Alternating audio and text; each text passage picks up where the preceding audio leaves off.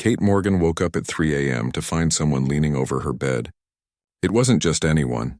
It was a woman with skin that shimmered like pearls under moonlight. Her eyes glowed violet in the darkness of Kate's bedroom. Instead of hair, the woman had what looked like strands of liquid silver that moved gently as if floating in water. Kate tried to scream, but no sound came out. Her heart pounded so hard she could hear it in her ears.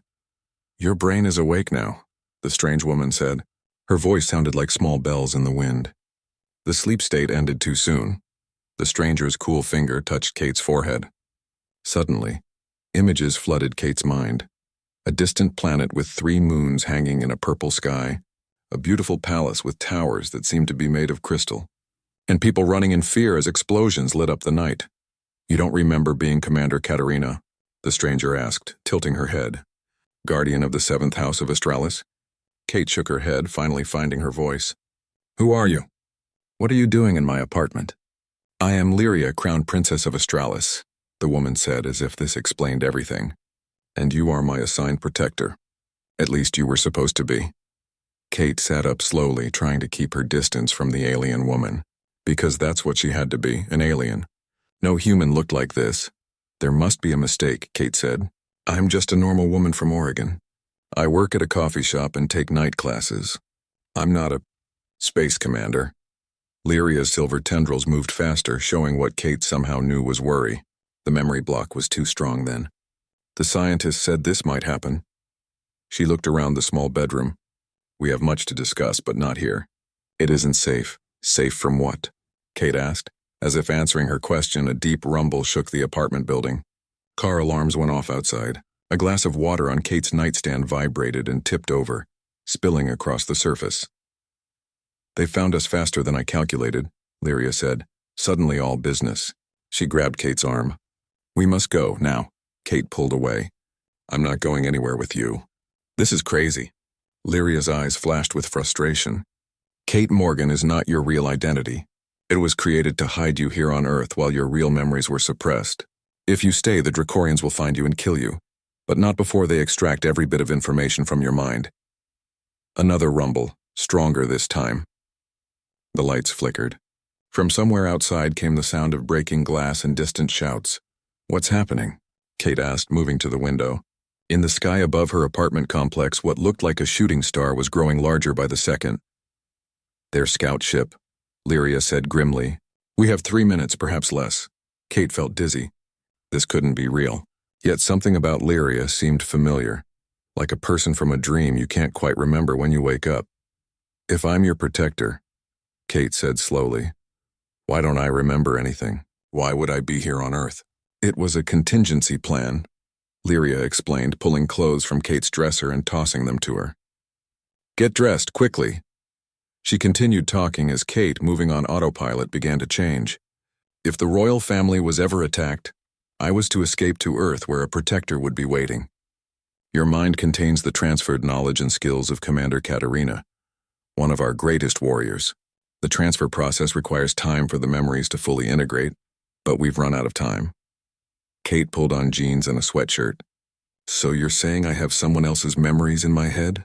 That's impossible. For humans, yes. Not for us." Lyria moved to the bedroom door. "Your backpack, fill it with essentials only." 30 seconds. Kate grabbed her backpack and stuffed it with a change of clothes, her phone charger, and her wallet. As she did, her hands moved with a strange efficiency she didn't recognize in herself. "How do I know you're telling the truth?" Kate demanded. "Maybe you're the bad guy here." In response, Lyria held out her palm. A small ball of light formed above it, casting the room in a blue glow. The light expanded, forming a 3-dimensional image of a planet with 3 moons. "This is Australis," Lyria said softly. "My home. 2 standard Earth months ago, it was attacked by the Dracorian Empire. My parents, the king and queen, were killed. I barely escaped with a handful of loyal guards." The image changed to show a massive ship firing on a beautiful city. "I am the last of my royal line," Lyria continued. "If I die, my people lose all hope." The building shook again, harder this time. Dust fell from the ceiling. Outside, people were definitely screaming now. "We need to go to my ship," Lyria said, extinguishing the light in her palm. "Your ship?" Kate repeated, slinging her backpack over her shoulder. Lyria nodded. It's disguised as that small garden shed behind the apartment complex. Kate blinked. That rusty old thing? It's barely big enough to hold a lawnmower. A faint smile touched Lyria's lips. Appearances can be deceiving. They moved quickly through Kate's small apartment. When they reached the front door, Lyria held up her hand to stop Kate from opening it. Wait, she whispered. Listen.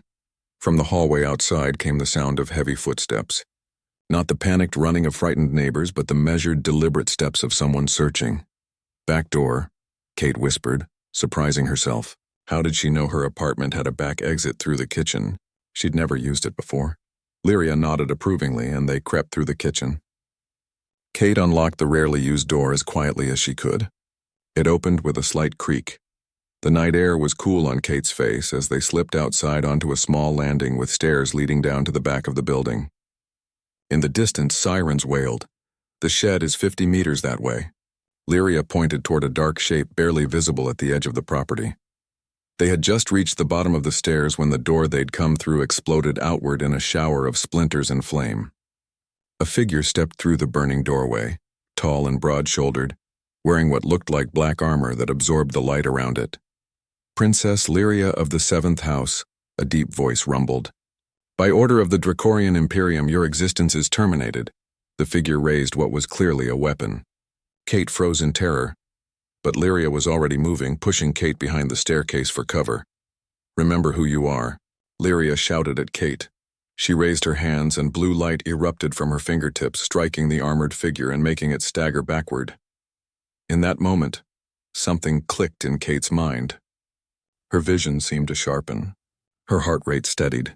Her body tensed, ready to move in ways she'd never trained for. Run for the ship, she told Lyria, her voice suddenly different, more commanding. I'll hold it off. Your memories, Lyria started. Not all of them, Kate said. But enough.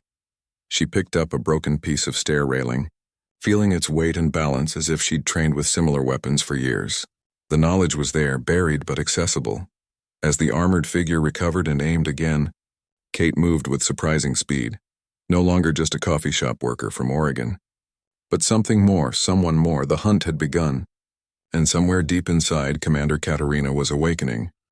Kate swung the broken stair railing with perfect form. It connected with the armored figure's weapon, knocking it aside just as it fired. A blast of red energy shot into the night sky. The figure stumbled backward, clearly surprised by Kate's strength and skill. How are you doing this? Kate whispered to herself as her body moved with the trained precision of a fighter. There was no time to think about it. The figure recovered quickly and lunged forward. Kate dodged, her movements fluid and practiced. She struck again with her makeshift weapon, aiming for weak points in the armor that somehow she knew existed. Kate, now, Lyria called from behind her. Kate delivered one final blow to the figure's knee joint, causing it to buckle. Then she turned and ran toward Lyria, who was already sprinting toward the garden shed. The shed looked tiny and decrepit from the outside, just an old metal structure with rust spots and a door hanging slightly off its hinges. But as they approached, Lyria held out her hand. A small light glowed on her wrist and the shed door slid open silently. Inside quickly, Lyria urged. Kate ducked through the door and stopped in amazement. The inside of the shed was nothing like the outside. It was a vast room with gleaming metal walls and soft blue lighting. Control panels lined one wall, covered with symbols Kate didn't recognize but somehow understood. Lyria sealed the door behind them, just as another blast hit it from outside. The door absorbed the energy without damage.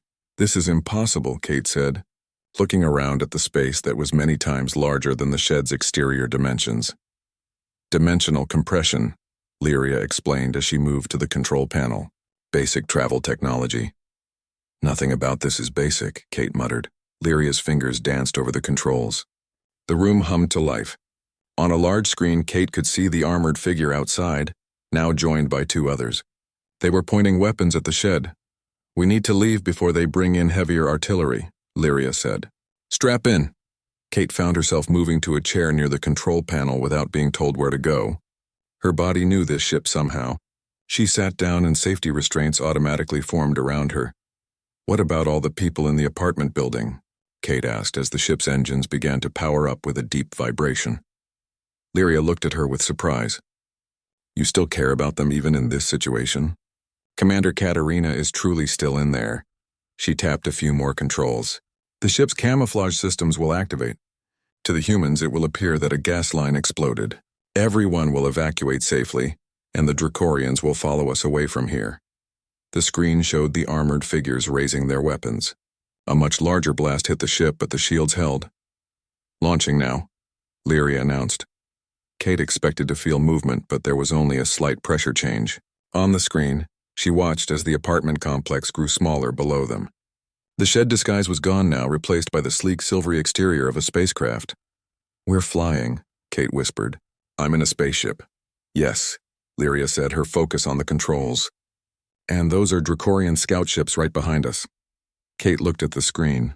3 black angular ships were rising from different points around the city, all heading toward them. Can they catch us? Kate asked. Not once we reach orbit, Lyria said. My ship is faster. But first, we need to get through the atmosphere without being shot down. The ship accelerated, pushing Kate back into her seat. The city below became a grid of lights, then faded as they climbed higher into the night sky. The black ships followed, gaining slightly. They're catching up, Kate said, tension in her voice. I know, Lyria replied calmly. I'm going to try something. Hold on. The ship suddenly dived, turning sharply. Kate's stomach lurched as they plunged back toward Earth. One of the pursuing ships overshot them. Lyria twisted the controls and their ship spun around, now heading in a completely different direction. Clever, Kate said, impressed. Split them up. Lyria glanced at her. That was exactly what Commander Katerina would have said. Your memories are surfacing faster than I expected, Kate frowned.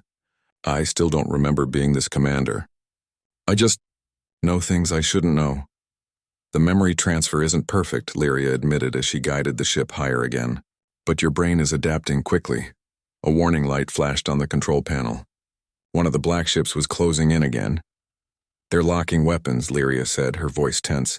Without thinking, Kate reached over and pressed a series of symbols on the panel. The ship banked hard to the right just as energy beams shot past them. How did I know to do that? Kate asked, staring at her own hand in disbelief. Muscle memory, Lyria said with a smile. Your body remembers even if your mind doesn't.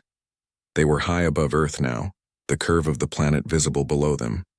The 2 remaining Dracorian ships were still in pursuit but falling behind as Lyria's ship picked up speed. We'll break orbit in 30 seconds, Lyria said. Then we can jump to safety. Jump? Kate asked. Space folding, Lyria explained.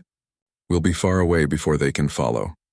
Kate looked at the blue planet below, growing smaller by the second. My home, she whispered.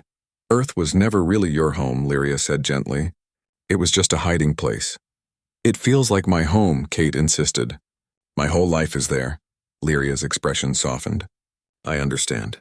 But right now we need to get to safety. Then I promise I'll explain everything. The ship shuddered slightly as they left Earth's atmosphere completely. The blackness of space surrounded them, stars visible through the view screen. Preparing to jump, Lyria announced. The pursuing ships fired again, but they were too far away now. Their energy beams dissipated harmlessly in the vacuum of space. Jump initiated, Lyria said, pressing a final control. The stars outside the view screen stretched into lines, and Kate felt a strange sensation, as if her body was being gently pulled in all directions at once. Then everything snapped back to normal. The Earth and the Dracorian ships were gone. Outside the view screen was a different section of space with unfamiliar star patterns. Where are we? Kate asked, feeling disoriented. About 12 light years away, Lyria said, relaxing in her chair. Safe for the moment. Kate unbuckled her safety restraints and stood up, her legs a bit shaky. You owe me some answers. Yes, Lyria agreed. I do. She led Kate through a doorway into another section of the ship. This room was smaller, with comfortable seating and a table. It reminded Kate of a living room except for the view of stars through the wall panels. Please sit, Lyria said. Would you like something to drink? The synthesizer can create any Earth beverage. Coffee, Kate said automatically. Black, Lyria smiled. Commander Katerina also preferred her stimulants without additives. She touched a panel on the wall, and a cup of steaming coffee appeared in a small alcove. Lyria handed it to Kate, then got a cup of blue liquid for herself. Kate sipped the coffee. It was perfect. better than what she made at the coffee shop where she worked. Worked? Was that even her real job? Am I really Kate Morgan? She asked quietly. Lyria sat across from her. Yes and no. Your body is human, born on Earth, but your mind contains the transferred memories and skills of Commander Katarina, one of Astralis's finest warriors, and my personal guard. So there are two people in my head? Kate asked, feeling disturbed by the thought. Not exactly, Lyria said. It's more like an overlay. Your basic personality remains intact. Katarina's memories and skills were added on top, meant to integrate slowly over time. Why me? Why not someone else? Compatibility, Lyria explained. The transfer process requires very specific brain chemistry. Our scientists scanned millions of humans before finding you. Even then, the integration was supposed to be gradual, with me monitoring the process. But the Dracorians found us sooner than expected. Kate took another sip of coffee, trying to process everything. So what happens now to me? Will I disappear and become this Commander Katarina? Lyria's silver tendrils moved in what Kate was beginning to recognize as a sign of concern. No, you will always be Kate, but you will gain Katarina's memories and skills. In time, you'll be able to access them fully while remaining yourself. And what about you? Kate asked. You said your world was attacked. Your parents killed. What's your plan? Lyria's violet eyes dimmed slightly. Survival for now. Then when the time is right, I must return to Astralis and reclaim my throne. The Dracorians cannot be allowed to control my world. And you expect me to help you do this? Kate asked incredulously. Fight in some interstellar war? I don't expect anything, Lyria said quietly. But I hope as more of Katarina's memories surface, you'll understand why this matters. Kate stood up and walked to the wall panel showing the stars. These aren't even Earth constellations. Nothing looks familiar. This region of space is uninhabited, Lyria said. We'll be safe here while we plan our next move. Our next move, Kate repeated. You keep saying we like I've agreed to be part of this. Lyria stood and joined Kate at the view screen. I apologize. This must be overwhelming for you. Perhaps you should rest. There's a recovery chamber through that door. It will help your mind process the new memories. Kate suddenly felt exhausted. The adrenaline was wearing off, leaving her drained. I don't think I can sleep after all this. Kate's dreams were vivid and strange. She saw battles among the stars, ships firing at each other in the darkness of space. She saw a beautiful world with 3 moons and oceans that glowed at night. She saw a tall woman with hair like flames standing beside her, laughing at some shared joke. The woman called her Katarina. When Kate woke, she felt different. Her mind was clearer, and memories that weren't hers sat alongside her own like books on a shelf, ready to be opened and read. The recovery chamber's lid opened automatically. Kate sat up and looked around. The small room was empty, but she could hear soft movement from beyond the door. Kate stood and was surprised by how good she felt. Her body seemed stronger, more balanced. She walked to the door, which slid open at her approach. Lyria was at the control panel in the main room, her silver tendrils moving slowly as she studied something on a screen. She turned when Kate entered. You're awake, Lyria said. How do you feel? Different, Kate admitted. I remember things. Places I've never been, people I've never met. Lyria nodded. The recovery chamber accelerated the memory integration. It was risky, but we need you at full capacity sooner than expected. Why? What's happened? Kate asked, suddenly alert. A Dracorian patrol ship passed through this sector, Lyria said, gesturing to the screen. They didn't detect us, but their presence means they're expanding their search pattern. Kate moved to stand beside Lyria, looking at the screen. It showed a map of star systems with a red line indicating the patrol ship's path. We should move to the Siren Nebula, Kate said without thinking. The radiation will mask our signature, Lyria smiled. See? Commander Katarina's tactical knowledge is already accessible to you. Kate blinked, surprised at herself. I just knew it. The memory transfer is working better than I hoped, Lyria said. At this rate, you'll have full access to Katarina's skills within days. Kate wasn't sure how she felt about that. On one hand, it was fascinating to suddenly know things she'd never learned. On the other hand, it felt like an invasion, someone else's life pushing into her own. I need to show you something, Lyria said, interrupting Kate's thoughts. Come with me. Lyria led Kate to another section of the ship. This room was smaller and contained what looked like weapons mounted on the walls. The armory, Lyria explained. Every ship in the Royal Fleet carries one, even personal transports like this one. Kate approached the weapons. Without being told, she knew what each one did. This sleek silver rod could emit an energy pulse that could stun or kill depending on the setting. That disc-shaped object could create a temporary force field. The small wristbands were personal shields. I know all of these, Kate said softly. Yes, Lyria confirmed. Katerina was an expert in all forms of combat, including weapons mastery. Kate picked up one of the wristbands and slipped it on. It adjusted automatically to fit her wrist perfectly. We need to talk about what happens next, Lyria said, her tone serious. The Dracorians won't stop hunting us. And they're not just after me, they want you too. Me? Why? Because of what's in your mind, Lyria explained. Commander Katerina knew all of Astralis's defense codes, military strategies, and the location of hidden outposts where my people might have fled.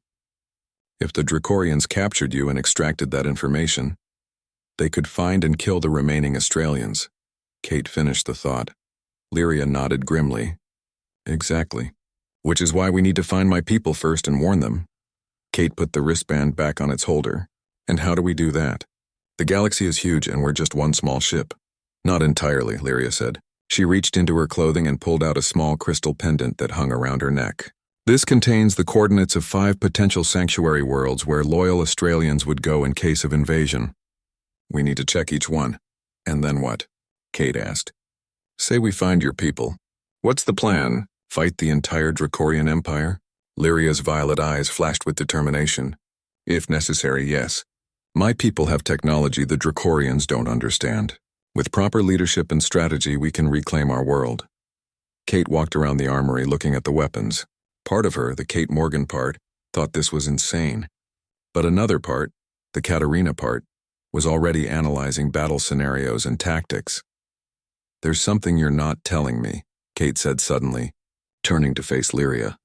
The words came from some buried memory surfacing, about why the Dracorians attacked Australis in the first place. Lyria's tendrils moved faster, a sign of agitation. What do you remember? Not much, Kate admitted. Just fragments. Something about a project your father was working on. Something powerful. Lyria sighed. Project Echo. Yes, it was my father's greatest achievement and perhaps his greatest mistake. What was it? A way to communicate instantly across any distance, Lyria explained. Not just messages, but actual matter transfer. Imagine being able to move ships, people, even entire cities from one point in space to another without travel time. Kate whistled softly. That would change everything. Space travel, warfare, trade? Exactly, Lyria said. And the Dracorians wanted it for themselves. When my father refused to share the technology, they attacked. Did they get it? Kate asked. No, Lyria said. My father destroyed his research before they could capture it, but what? Lyria touched her temple. The basics of the theory are here in my mind. I helped him with certain calculations. Not enough to recreate it entirely, but enough that the Dracorians want me alive at least until they can extract what I know. Kate understood now. So they're not trying to kill you. They want to capture you. Yes, Lyria confirmed, which is why their weapons were set to stun when they attacked us on Earth. Kate moved back to the main room, needing space to think. This was all too much. A week ago, she was just Kate Morgan, barista and part-time student. Now she was caught in an interstellar war with alien memories in her head. Lyria followed her. I know this is overwhelming. That's an understatement, Kate said, running a hand through her hair. What if I just want to go home? Back to Earth, back to my normal life? Lyria's expression was sympathetic but firm. The Dracorians know who you are now. They'll never stop hunting you. Earth isn't safe anymore, not for you. Kate knew she was right. There was no going back. So what now? We set course for the first sanctuary world, Lyria said. Teller Prime. It's about 3 jumps from here. Kate nodded, resigned to her new reality. All right, let's go. They returned to the control room and Lyria began setting coordinates. Kate watched, finding that she understood most of what Lyria was doing. How long until we reach this Teller Prime? Kate asked. About 20 Earth hours, Lyria said. We'll need to make short jumps to avoid detection. As Lyria worked, Kate noticed something on one of the smaller screens, a blinking light moving rapidly. Lyria, Kate said, pointing. What's that? Lyria looked and her tendrils went rigid. Dracorian interceptor. How did they find us so quickly? Maybe they detected our power signature when I was in the recovery chamber, Kate suggested. Possibly, Lyria agreed, her fingers flying over the controls. Prepare for evasive maneuvers. Kate moved to the co-pilot's chair without being told, her hands finding the right controls automatically. Shields at maximum, she reported. Weapon systems online. The ship hummed as it powered up to full capacity. On the screen, the Dracorian interceptor was closing fast, a sleek black vessel with red lights along its hull. They're hailing us, Lyria said. Don't answer, Kate advised. It's standard Dracorian procedure to distract while they get into firing position. Lyria looked at Kate with raised eyebrows. You really do remember. Apparently, Kate said, surprised at herself again. The ship lurched as Lyria sent it into a tight spin, veering away from the interceptor's approach vector. The stars outside the view screen blurred with the motion. They're charging weapons, Kate reported, watching the tactical display. Hang on, Lyria said, gripping the controls tightly. The ship dived sharply, just as energy beams shot through the space they had occupied a second before. Lyria rolled the ship and changed direction again, trying to shake their pursuer. They're still on us, Kate said, and they're faster. Not for long, Lyria replied with determination. There's an asteroid field ahead. If we can reach it, that's too dangerous, Kate protested. The ship could be damaged. Lyria's violet eyes met Kate's. Do you trust me? The question hung in the air between them. Did Kate trust this alien princess she'd only just met? And yet something deeper than conscious thought told her the answer. Yes, Kate said firmly. I trust you, Lyria smiled. Then hold on tight. She pushed the ship to maximum speed, heading straight for a dense cluster of asteroids visible on the forward screen. The Dracorian interceptor followed, gaining slightly. They're in firing range, Kate warned. Not for long, Lyria repeated, her focus absolute. They reached the edge of the asteroid field. Massive rocks tumbled slowly through space, some as small as cars, others as large as mountains. Lyria's hands moved with incredible precision, guiding the ship through narrow gaps between asteroids. The ship shuddered as smaller rocks bounced off the shields. Shield strength at 80%, Kate reported. Behind them, the Dracorian interceptor entered the asteroid field. It was larger than their ship and less maneuverable. Lyria described Australis with such detail that Kate could almost see it. 3 moons that created spectacular light shows in the night sky, oceans that glowed with bioluminescent life, cities built from crystal and living metal that changed colors with the seasons. The royal palace was at the heart of the capital city, Lyria said, her eyes distant with memory. It had been the seat of my family for 20 generations. From the highest tower you could see all the way to the luminous sea. It sounds amazing, Kate said, like something from a dream. It was, Lyria agreed. But it was also home to the most advanced scientific minds in the galaxy. Our technology was centuries ahead of most worlds, including Earth. Including this memory transfer thing you did to me? Kate asked. Lyria nodded. Neural mapping is an Australian specialty. Though your case is unique, we'd never attempted to transfer memories to a different species before. Lucky me, Kate said dryly. Lyria's expression grew serious. The truth is, Commander Katerina volunteered for the procedure. She knew the risks. Wait, Kate said, confused. You mean the real Katerina agreed to have her memories put in some random human's head? Yes, Lyria confirmed. After the initial attack on the palace, when it became clear we might need to flee, several of the royal guard volunteered to have their knowledge preserved this way. Katerina was my personal guard and the most skilled among them. What happened to her? Kate asked. The real Katerina, I mean. Lyria's tendrils moved slowly, sadly. She died defending me during our escape from the palace. She held off a dozen Dracorian soldiers so I could reach the ship. Her last act was giving me the memory crystal containing her neural patterns. Kate felt a strange sadness at this news, as if mourning someone she'd known personally, in a way she supposed she had. And now her memories are in my head, Kate said quietly. Not just memories, Lyria corrected. Skills, instincts, training, everything that made her an exceptional warrior. Kate stood and paced the room trying to process all this. So what was the plan? You'd find me on Earth, activate these memories, and I'd help you fight the Dracorians. Essentially, yes, Lyria admitted. Though ideally the activation would have been more gradual, with proper explanation and consent. Consent would have been nice, Kate muttered. Lyria's tendrils moved in what Kate now recognized as the Australian equivalent of a wince. I truly am sorry about that. The emergency situation forced my hand, Kate sighed. I get it. It's not like you had many options.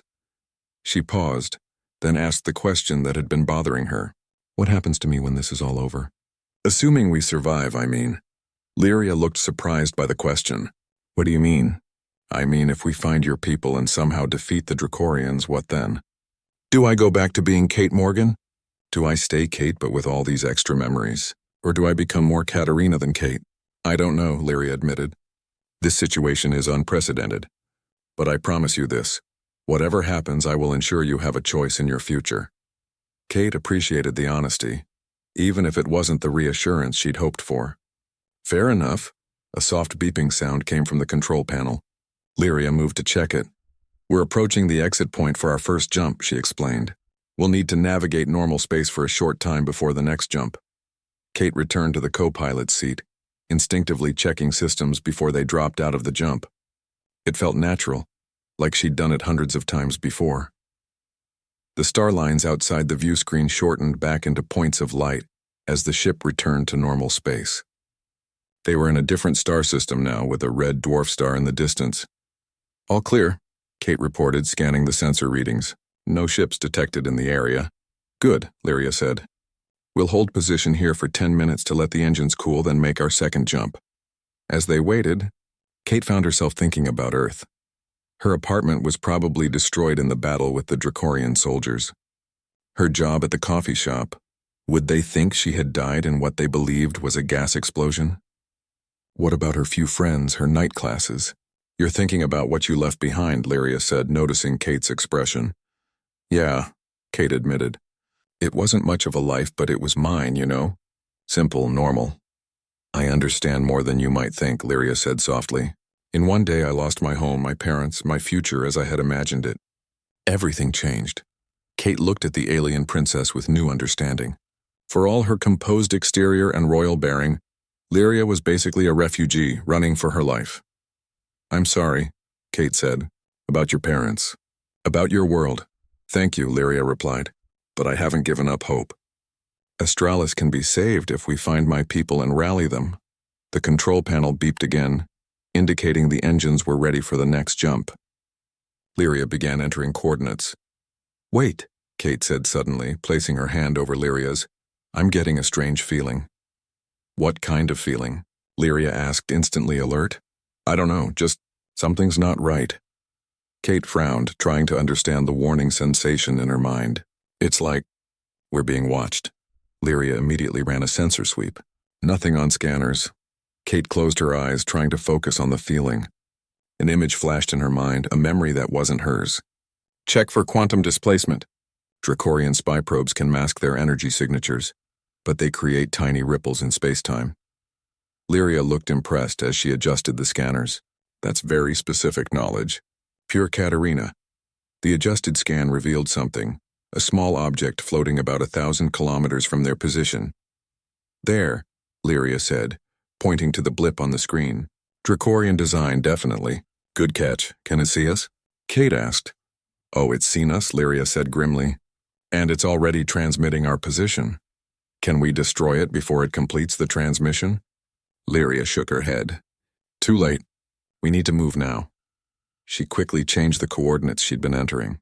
We can't go to Teller Prime directly. They'll follow us there. So where are we going? Kate asked. The Orisei Nebula, Lyria answered. We can lose them in the radiation fields, then double back to Teller Prime once we're clear. The ship jumped again before Kate could respond. This time, the journey lasted only a few minutes before they dropped back into normal space. Outside the view screen was a spectacular sight, a vast cloud of glowing gases in shades of purple, blue, and green. Stars were scattered throughout the nebula, their light diffused by the colorful gases. The Orisei Nebula, Lyria announced, one of the most beautiful and dangerous regions of space. Dangerous how? Kate asked, though part of her already knew the answer. Radiation storms, gravitational anomalies, unpredictable energy discharges, Lyria listed. Most ships avoid it completely, which makes it perfect for hiding. She guided their ship deeper into the nebula, the gases growing thicker around them. The ship's shields glowed as they deflected the radiation. "How long do we need to stay here?" Kate asked. "A few hours at least," Lyria said. "Give the Dracorians time to lose our trail." Kate nodded, then suddenly yawned. The events of the past day were catching up to her. "You should rest again," Lyria suggested. "Not in the recovery chamber this time, just normal sleep. There's a resting quarters through that door." Kate was too tired to argue. She found the resting quarters, a small but comfortable room with a bed that seemed designed for humans. She lay down, expecting to stay awake with all the thoughts swirling in her mind, but exhaustion claimed her almost immediately. Her dreams were more vivid than before. She saw the royal palace on Australis, its crystal towers gleaming in the light of 3 moons. She saw herself, no, Katerina, standing guard outside an ornate door. She was wearing armor that seemed to shift colors with her movements. The door opened, and a younger Lyria emerged, dressed in flowing robes of silver and blue.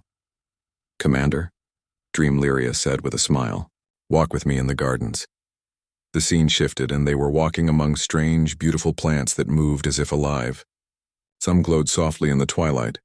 "My father has approved Project Echo," Dream Lyria was saying.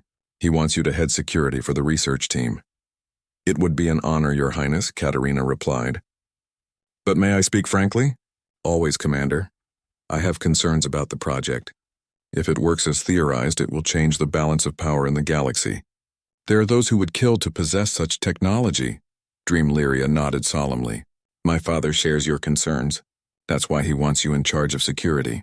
There is no one he trusts more." The scene shifted again. Alarms were blaring. The palace was under attack. Katerina was rushing through corridors filled with smoke, fighting Dracorian soldiers as she searched for Lyria. She found the princess in her father's laboratory, desperately trying to destroy research data as Dracorian troops closed in. "Your Highness, we must go now," Katerina shouted, firing her weapon at the approaching soldiers.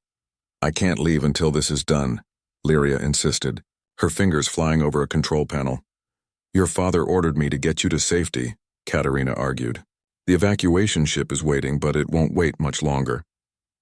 "There," Lyria said as the data screens went dark. "It's done.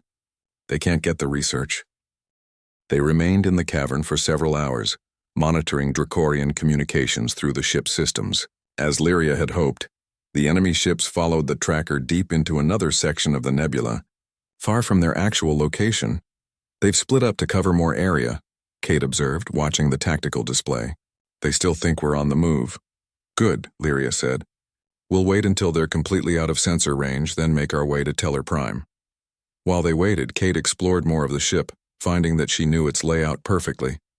In the cargo hold, she discovered containers of supplies, emergency equipment, and personal items Lyria had brought from Australis. One small box caught her attention. It wasn't locked, but something told her it was private. Still, she felt drawn to it. "That's Katerina's," Lyria said from the doorway, startling Kate. "I'm sorry," Kate said, quickly stepping away from the box. "I wasn't going to open it." "It's all right," Lyria said, walking over and picking up the box. "In a way, these belong to you now." She opened the box and showed Kate its contents. A simple silver medallion on a chain, a small crystal that glowed faintly blue, and a flat device that looked like a photo frame. "Her personal effects," Lyria explained. "I managed to grab them before we fled the palace." She handed Kate the medallion. This was her family crest. The Valorans were renowned warriors for 15 generations. Kate took the medallion, feeling its weight in her palm. "What's the crystal?" "A memory stone," Lyria said. "Australians use them to record important moments. This one contains Katerina's oath ceremony when she joined the Royal Guard." She picked up the frame-like device and activated it. An image appeared above it, a hologram of Katerina in formal armor, kneeling before an older man with a regal bearing. "That's my father," Lyria said softly. "King Theris." Kate stared at the image of Katerina. It was strange to see the face of the woman whose memories she now carried. Katerina was tall and strong-looking, with sharp features and short dark hair that seemed to shimmer with a metallic quality. Her eyes were intense, focused. "She looks nothing like me," Kate said. "No," Lyria agreed. "Australians and humans are physically quite different, despite our similar evolutionary paths. That's why the memory transfer was so challenging." Kate continued to study the image. "She looks formidable." She was. Lyria said with a smile. But she was also kind, loyal, and surprisingly funny when off duty. Kate felt a pang of something, not quite jealousy, but a sense of inadequacy. How could she ever live up to this warrior who had given her life for her princess? Lyria seemed to sense her thoughts. You are not expected to become her, Kate. The transfer was never meant to replace your identity, only to add Katerina's knowledge and skills to your own. I know, Kate said, though she wasn't entirely convinced. It's just strange to carry someone else's memories, to know things I never learned. Think of it as an inheritance, Lyria suggested. Katerina chose to pass these things to you, knowing they might be needed. Kate nodded, handing the medallion back to Lyria. Thank you for showing me these. Lyria closed the box carefully. They're yours now if you want them. Katerina would have wanted you to have them. Before Kate could respond, an alert sounded from the control room. They rushed to check it. The Dracorians have realized they've been following a decoy, Lyria reported, scanning the sensor readings. They're returning to their search pattern. How long until they reach this area? Kate asked. 2 hours, maybe less, Lyria said. We should leave now while we have a clear path. They prepared the ship for departure, Kate working alongside Lyria with growing confidence in her actions. The knowledge was there when she needed it, surfacing naturally as if she'd always known it. The ship lifted off smoothly from the cavern floor and slipped out into the nebula. Lyria kept their speed moderate, using the gases and radiation to mask their signature as they moved toward the edge of the nebula. Once we clear the nebula, we'll need to jump immediately, Lyria said.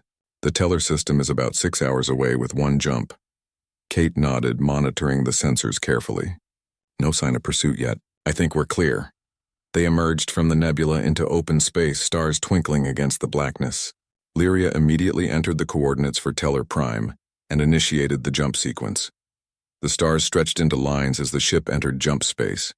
Kate felt the now familiar sensation of her body being gently pulled in all directions at once, then snapping back to normal. 6 hours until we reach Teller Prime, Lyria confirmed. We should both rest while we can. Kate agreed, feeling fatigue creeping in despite the excitement and tension of their escape.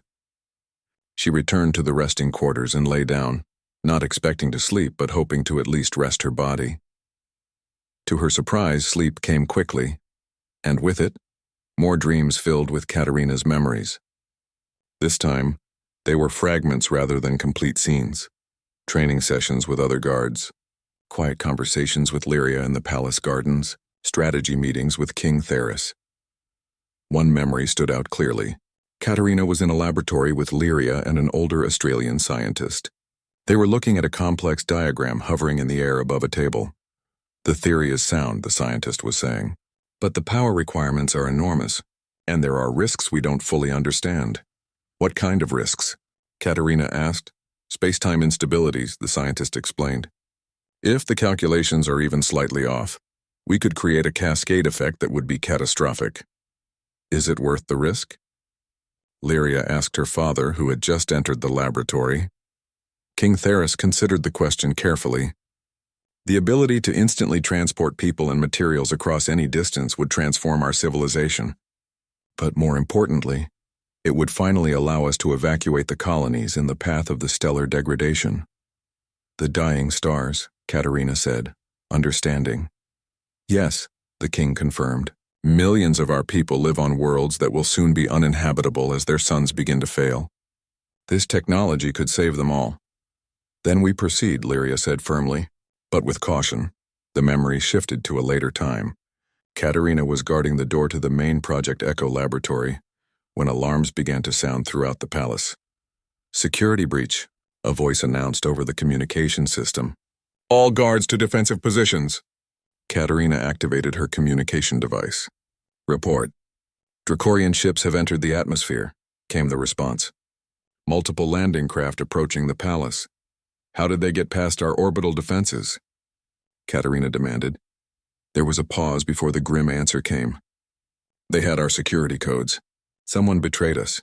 Kate woke with a gasp, the word betrayal echoing in her mind. She sat up, trying to process what she'd seen. The Dracorians had known the security codes to Astralis's defenses. Someone on the inside had helped them. She got up and hurried to find Lyria, who was in the ship's small dining area, eating something that looked like blue fruit. There was a traitor, Kate said without preamble. Someone gave the Dracorians the security codes to Astralis' defenses. Lyria's tendrils went still. You remembered that? Yes, Kate confirmed. Katerina learned about it during the attack. Why didn't you tell me? Lyria set down her food. Because we never identified who it was. The palace fell so quickly there was no time to investigate. But it had to be someone close to your father, Kate pressed. Someone with access to the highest security protocols. Yes, Lyria agreed, her voice tight. One of his advisors, a military commander, or a member of the royal family, Kate finished the thought. Lyria's violet eyes flashed. What are you suggesting? Nothing, Kate said quickly. Just thinking through the possibilities. Katerina would have considered every angle. Lyria relaxed slightly. She would have, yes. She was thorough that way. She paused, then added, there were rumors that my cousin, Prince Darien, had Dracorian sympathizers in his household, but he died in the initial attack, so we never knew for certain. Kate nodded, filing away this information. Something still felt off about the whole situation, but she couldn't quite put her finger on what. How much longer until we reach Teller Prime? She asked, changing the subject. About 2 hours, Lyria answered. You should eat something. We don't know what awaits us there. Kate used the synthesizer to create a simple meal of eggs and toast, comfort food from Earth. As she ate, she found herself studying Lyria, wondering how much the princess really knew about the betrayal. The rest of the journey passed in relative silence, both women lost in their own thoughts. When they finally dropped out of jump space near Teller Prime, Kate felt a mix of anticipation and apprehension. Teller Prime appeared on the view screen, a planet with vast oceans and 3 small continents. Unlike Earth, its landmasses were mostly desert with vegetation concentrated along the coastlines. It's beautiful, Kate commented as they approached. Yes, Lyria agreed. It's a relatively young colony world. The Australian settlement is on the northern continent, hidden in a mountain range. Lyria guided the ship into the planet's atmosphere, following a course that kept them away from the few population centers visible on the surface. They flew over vast deserts and rugged mountains until they reached a particularly desolate region.